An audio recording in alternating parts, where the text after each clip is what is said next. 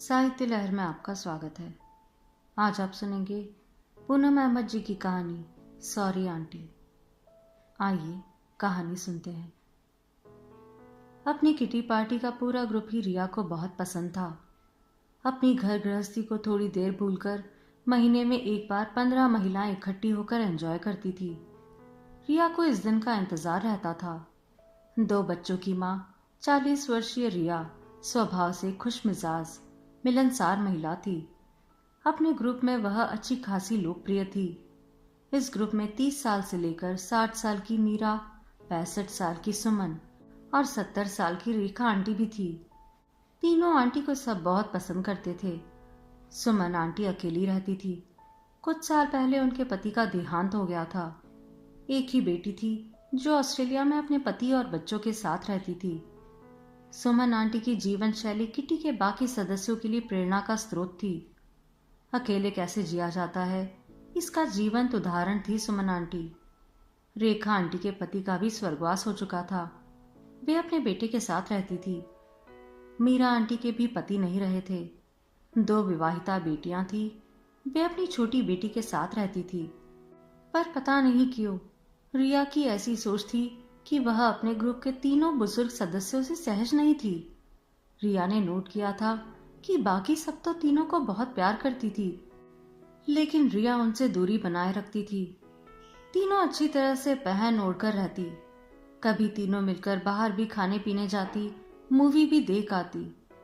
रिया भी सोचती कि क्या बुराई है अगर ये तीनों अच्छी तरह से लाइफ एंजॉय कर रही हैं, फिर वह इन्हें नापसंद क्यों करती है। वह अपनी सोच पर हैरान हो जाती। वह कहीं ईर्ष्यालु प्रवृत्ति की महिला तो नहीं बनती जा रही है, जो उन अकेली स्त्रियों को खुश देखकर खुश नहीं रह पाती। फिर सोचती, नहीं नहीं, वह क्यों चलेगी, वह तो अपने जीवन से संतुष्ट है। कभी वह सोचती, हमारे ग्रुप में बुजुर्ग सदस्यों की क्या जरूरत है, इन्हें तो भजन मंडली में होना चाहिए। ये हमारी किटी में आकर क्यों एंजॉय करती है। तीनों हर गेम को उत्साह से खेलती और इनाम मिलने पर बच्चों से खुश हो जाती। सब एक ही सोसाइटी में रहती थी।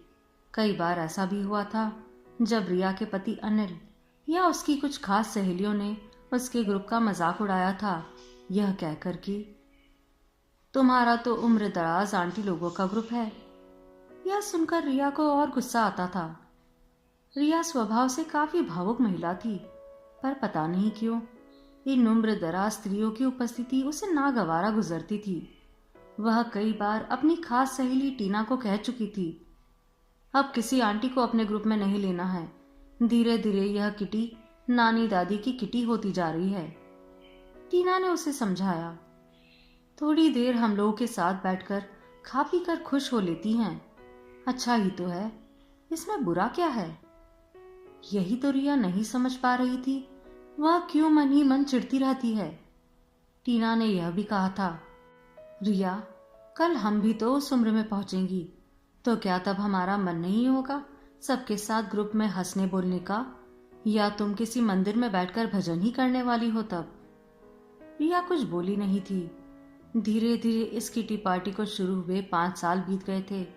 सब लोग अब तक घर की सदस्याएं सी हो गई थी, पर रिया की मनोस्थिति आज भी वही थी। वह किटी में भरपूर आनंद उठाकर जब लौटती तो कभी उसके पति या आस पड़ोस के युवा बच्चे या कोई परिचित स्त्री कह देती, क्या मजा आता है तुम्हें इस ग्रुप में, उम्र देखी है सबकी, कैसे एंजॉय करती हो। रिया को गुस्सा तो बहुत आता, पर चुप रह जाती। वो कर भी क्या सकती थी। इसी बीच रिया को पास की ही बिल्डिंग में अपने बेटे की ट्यूशन टीचर से मिलने जाना था। बारिश का मौसम था, लेकिन आसमान साफ था, तो वह बिना छतरी के ही घर से निकल गई। टीचर के घर की डोर बेल बजाकर कुछ देर इंतजार किया। जब किसी ने दरवाजा नहीं खोला तो उसे लगा कि शायद घर पर कोई नहीं है। इसी बीच अचानक तेज बारिश शुरू हो गई। वह सोच में पड़ गई कि अब क्या करे। घर तक जाने में तो पूरी भीग जाएगी। टीचर के सामने वाला फ्लैट सुमन आंटी का ही था। रिया ने सोचा, सुमन आंटी से छतरी मांग लेनी चाहिए, पर उनसे मिलने का उसका मन नहीं था। इतने में सुमन आंटी ने अपने फ्लैट का दरवाजा खोल दिया। बहुत प्यार से बोली, रिया, मैंने तुम्हें खिड़की से बिल्डिंग के अंदर आते देखा तो अंदाजा लगाया कि शायद तुम सामने टीचर से मिलने आई होगी। वे तो बाहर गई है, आओ ना, अंदर आओ।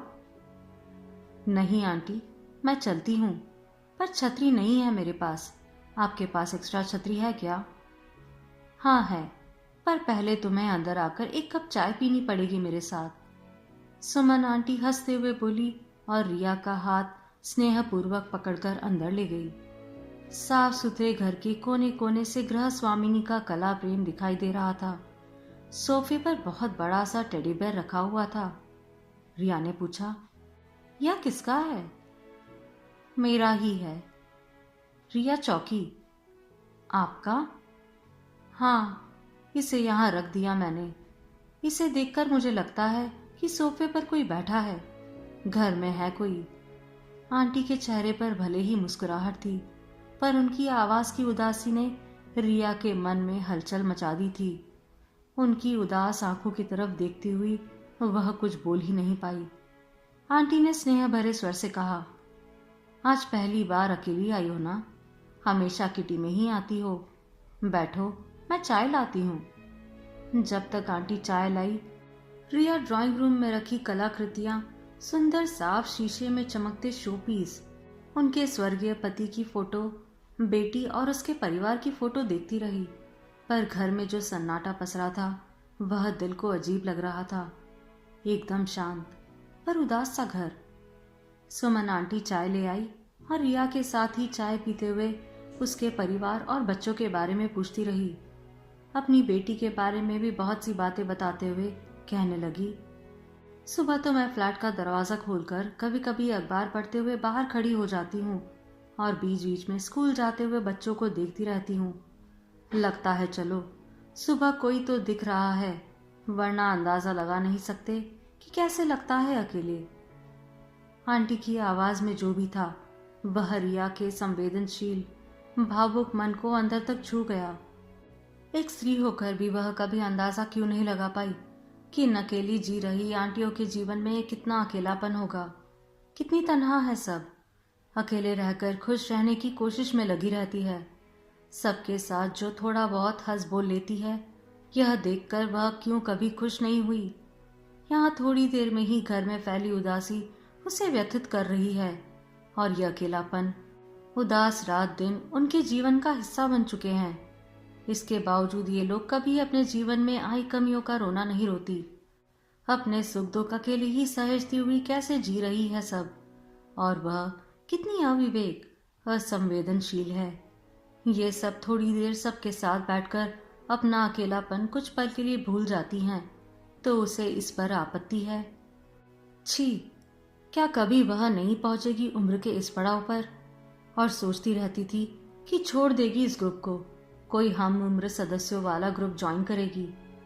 आज सुमन आंटी की बातों में उनकी उम्र की उदासी, अकेलापन साफ साफ दिखाई दिया रिया को। वह अचानक कह उठी, आंटी, आप जब भी चाहें मेरे पास आ जाया करें। घर और बच्चों के कारण मेरा जल्दी निकलना नहीं होता है। आप आती रहा करें, मुझे अपनी बेटी जैसा ही समझे आंटी। हाँ, और क्या, मैं अपनी बेटी को भी यही कहती हूँ कि मेरे ग्रुप में मेरी कई बेटियां हैं जिनके साथ बैठकर मैं सब कुछ भूल जाती हूँ। कितनी अच्छी हो तुम सब। तुम लोगों के साथ बैठकर तो जी उठती हैं हम तीनों। ढेरों शुभकामनाएं निकलती है तुम लोगों के लिए। कितना प्यार सम्मान देती हो तुम सब। रिया मन ही मन आत्मग्लानि लिए बस हल्की मुस्कान के साथ आंटी की बातें सुन रही थी। फिर बस बाय बोलकर चल पड़ी, पर उसका रोम रोम अपने पिछले सालों के रूखे व्यवहार पर बस दो ही शब्द बोल रहा था, सॉरी आंटी। आप सुन रहे थे पूनम अहमद जी की कहानी सॉरी आंटी।